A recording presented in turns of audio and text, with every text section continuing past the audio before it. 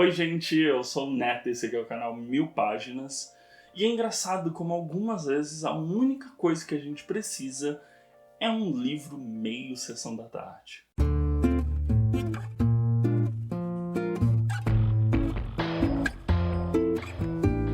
Bom, então antes de começar os recadinhos de sempre aqui do canal, não esquece de deixar seu like, seu comentário e se inscrever.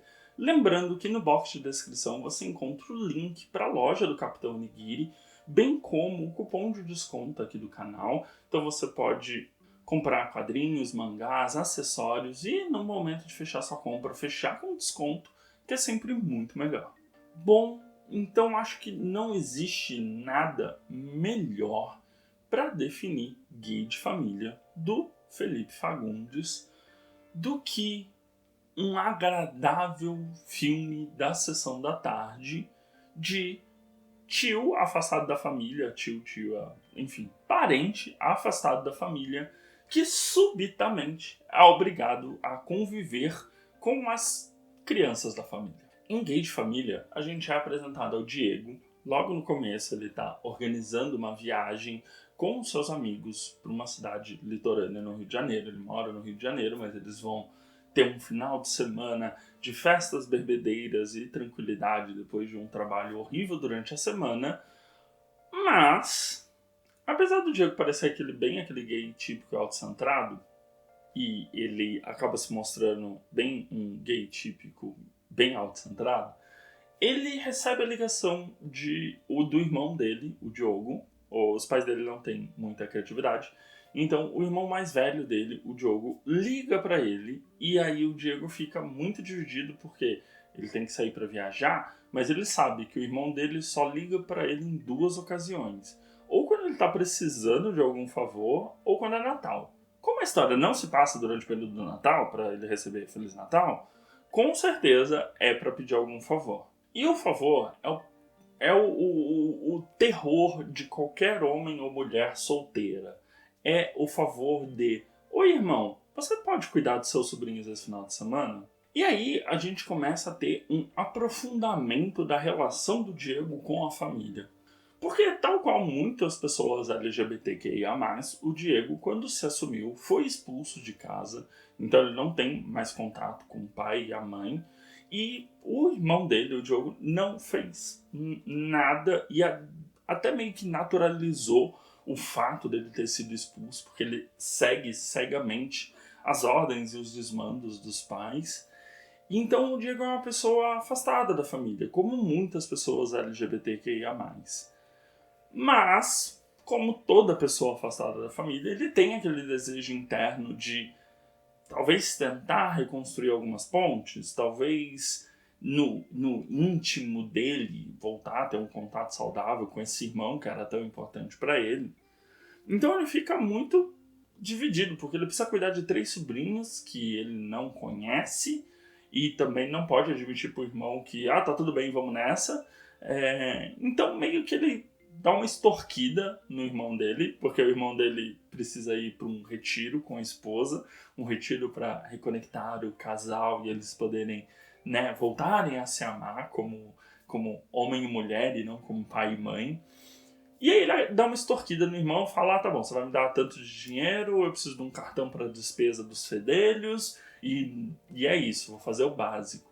Só que ele não avisa nenhum dos amigos dele, ele meio que dá tudo nesse início é muito de sopetão. Todas as decisões que o Diego toma são todas muito de sopetão, muito de: mano, é isso, vamos, vai, eu preciso desse dinheiro, essa grana vai dar pra eu fazer outras coisas durante o mês, e aí eu posso aproveitar que o meu irmão me deixou um cartão, fazer uma compra boa e tal. Então todas as decisões dele são muito meio racionais, ele tenta colocar uma racionalidade naquilo, mas são muitas de sopetão. E aí o Diego basicamente se encontra com um Diogo 2, Diogo 3, que é uma menina e 2 meninas, né? A irmã mais velha e seus 2 irmãos mais novos. E aí o livro engrena.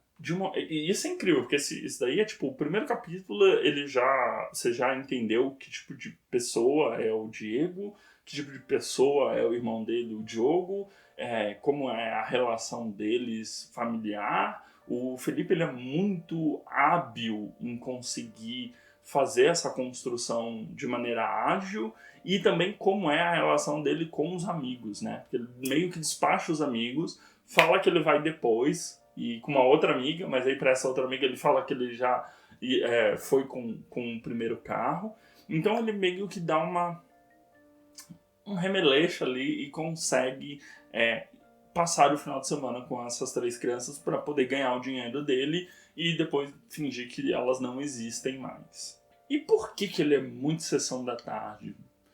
A gente tem a gradual aproximação do Diego com os seus sobrinhos. Então, pouco a pouco, durante esse final de semana, esse sábado e esse domingo, ele vai percebendo particularidades dessa criança. Então, a Jong-un, ela basicamente é muito silenciosa, serve meio que de saco de pancada dos irmãos, absorve muita coisa e não bota pra fora.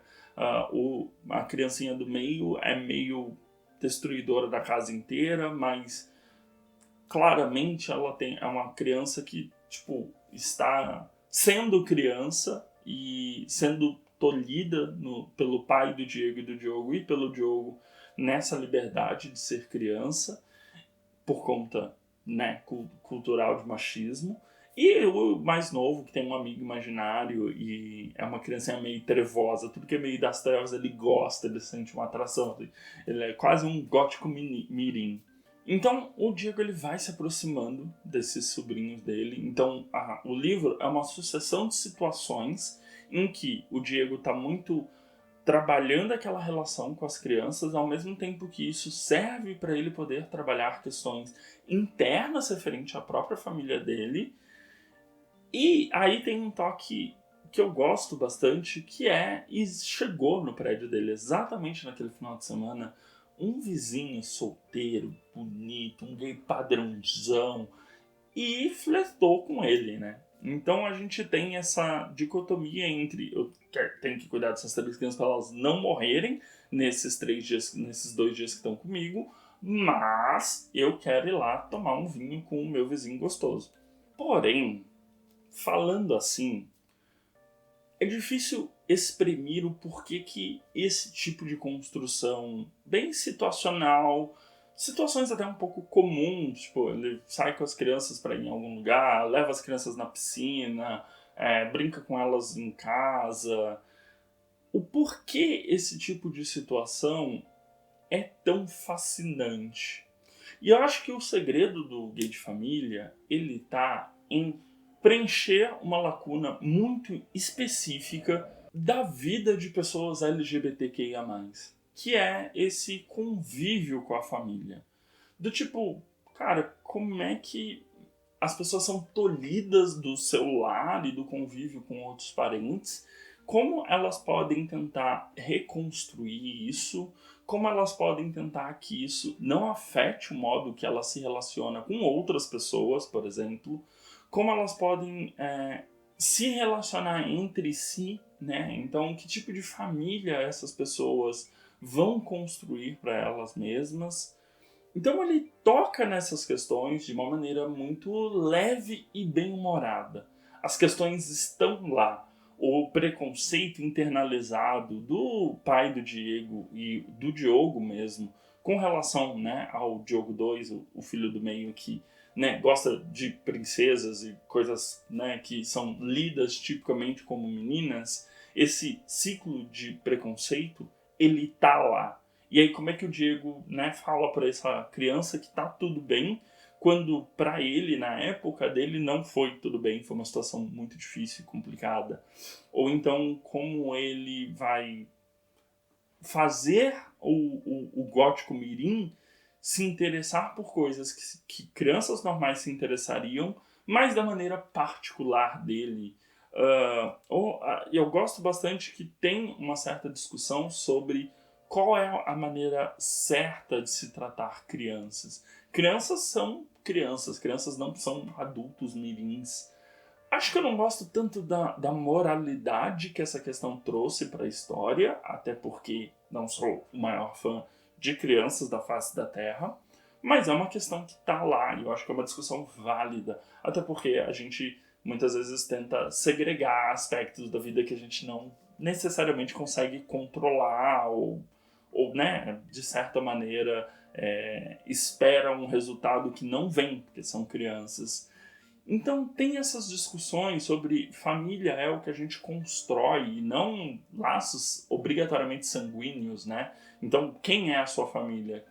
Quem são as pessoas que formaram uma família com você independente de laços sanguíneos? Até onde é válido tentar reconstruir pontos com pessoas que te machucaram no passado? Então essas questões elas vão surgindo e o Diego vai, através desse contato com as crianças, trabalhando isso dentro dele até a gente chegar num final que, graças a Deus, não é um final definidor, na verdade. A gente acompanha as situações do Diego com esses sobrinhos interagindo com ele interagindo com as crianças, um aprendendo a lidar com o outro, e quando chega no fim, é o fim de um final de semana. Então ele não vai resolver todas as questões da vida dele em um final de semana só porque ele ficou com 3 crianças. Mas abre a porta para ele poder resolver. Porque essas discussões que o livro vai trazendo conforme os capítulos avançam, ela vai permitindo que, né, você consiga, de certa maneira, entendendo também como a mente do Diego foi formada ao longo dos anos. Aí, obviamente, tem a questão de como ele trata as crianças, que vai melhorando no decorrer das páginas, como as crianças vão se conectando a ele, porque no começo é um pouco ele é o meu tio gay, mas o que é o tio gay, sabe? Só a menina claramente mais velha entende um pouco isso, os mais novos não. Então tem essa questão também que pessoas LGBTQIA+, fazem parte da família. Se aquela família gostando ou não, querendo ou não, elas são parte da família. Então, o próprio modo como essas famílias interagem, entendem as pessoas LGBTQIA+, também é importante. Até porque não é como se você falasse assim, minha família já teve uma pessoa LGBTQIA+, é só eu limar ela da minha família e nunca mais vamos ter uma pessoa LGBT. Não é assim que funciona. Não é uma taxa de conformidade que a gente tem que ter por família. Então eu gostei muito, porque o livro ele me divertiu muito. São situações muito verdadeiras que você passa, do tipo, ir no supermercado com crianças, inferno na terra. Ir numa loja de brinquedos com criança, inferno na terra. Ir numa piscina com crianças, inferno na terra. Mas você precisa passar com esse inferno na terra caso você tenha crianças por perto. Não tem o que ser feito. Então ele é um livro muito divertido por isso, porque você consegue ver situações tradicionais, né, pais com filhos, etc., mas trocando a figura de responsabilidade por um tio gay de primeira viagem. E é engraçado porque o Felipe já tinha publicado essa história de maneira independente, com bem menos conteúdo em e-book, mas agora essa edição ela vem pela editora Paralela, tem 272 páginas, então tem muito mais histórias a serem contadas do Diego com os 3 Diogos mirins.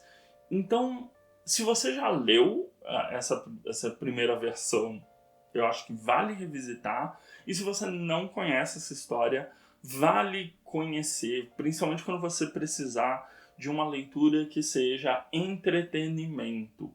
Ela tá ali para te fazer rir, para te divertir, para você passar horas com aqueles personagens, fechar e falar, nossa, que divertido que foi. Então, apesar dele abordar temas sérios, ele ainda sabe que é um livro de comédia familiar, meio sessão da tarde.